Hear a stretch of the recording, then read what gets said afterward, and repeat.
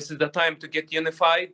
The United States need to give Israel the necessary cover to uproot Hamas. Israel is fighting on behalf of America. Israel is fighting on behalf of the Palestinian people. Israel now is fighting on behalf of the free world. This is not a political propaganda.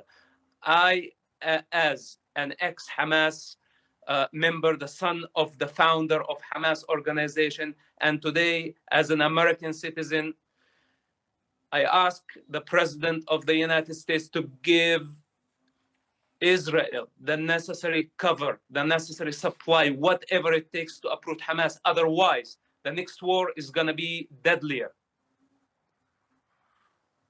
I know that you think that Hamas is the enemy of not just Israel, but the Palestinian people. Strategically, do you think it is wise for the Israeli Defense Forces to stage a ground incursion into Gaza to uproot Hamas? Do you think that's a smart thing to do?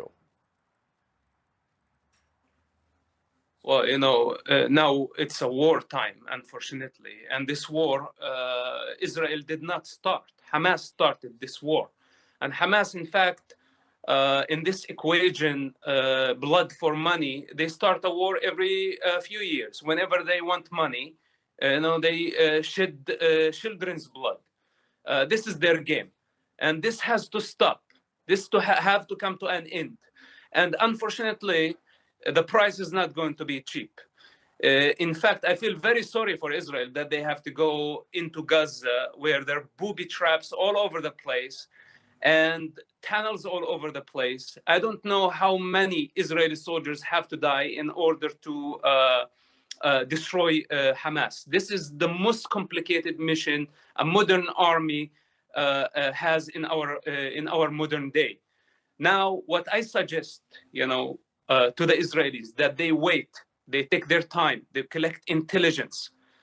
And what I need from the United States to give enough support. In fact, I would like to see the Navy SEALs taking part in this. I know this sounds horrible, but again, I speak as a taxpayer, as an American today, that we need to be unified. We need to give Israel the support.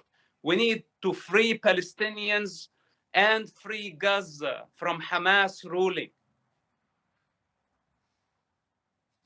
You were embedded with Hamas before you were, well, first you were with Hamas, and then you were embedded with Hamas on behalf of the Shin Bet. What can you tell us about what motivates these people? What are they like? What are the leaders of Hamas like? What do they want?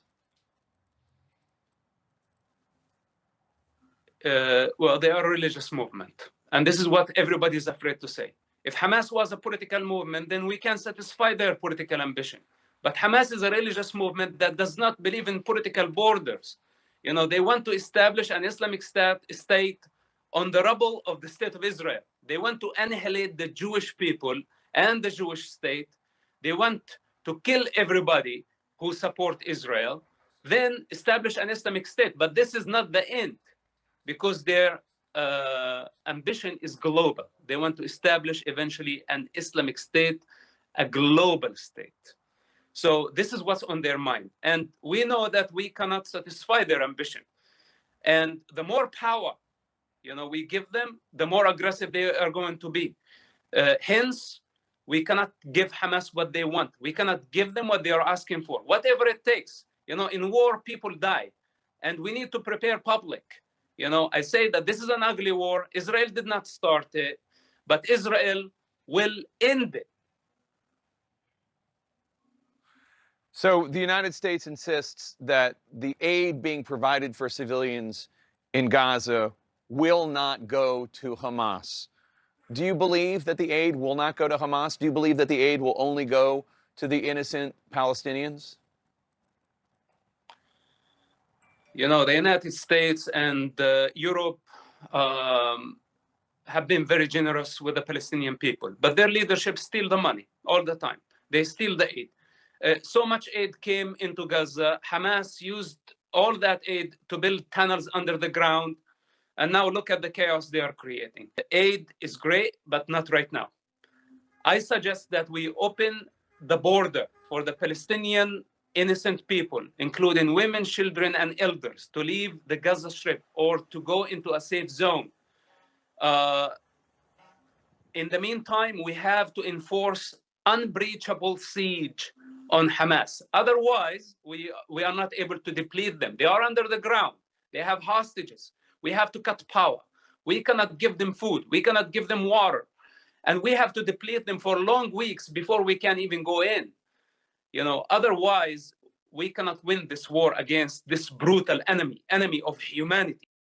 How much do you know about Hamas? As a rival faction that has terrorized Israel and the Palestinian people for more than 30 years. During the first and second Intifada, Hamas committed suicide bombings throughout Israel. They bombed buses, supermarkets, and restaurants. Both IDF soldiers and Israeli civilians were targeted. Also bombing one of Tel Aviv's most popular streets, Dizengoff, leaving 22 innocent people dead. 1989, 2 soldiers kidnapped and murdered. 1996, another bombing, 45 killed. 2001, 19 killed in another terrorist attack. 2003, 17 murdered.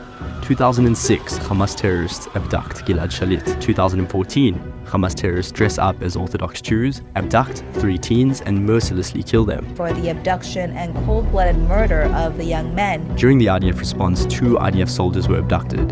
They are held in Gaza to this day. But to this day, Hamas has not acknowledged that he was killed. Hamas has been attacking Israel for 36 years. Make no mistake, these are terrorists. The October 7th massacre wasn't the first atrocity by the hand of Hamas, and it won't be the last unless we stop them. And we will stop them.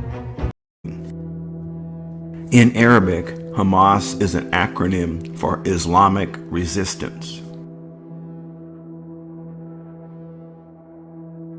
The first place we see Hamas used in the Bible is in Genesis 6:11.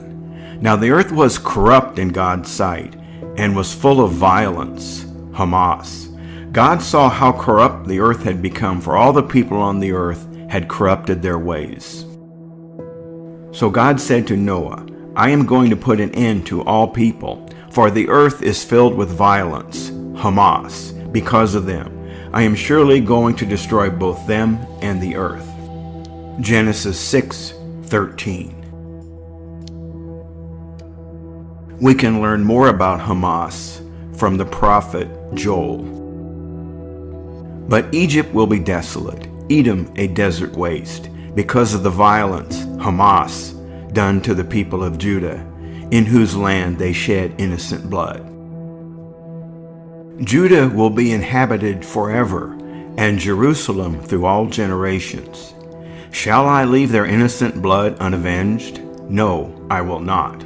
The Lord dwells in Zion.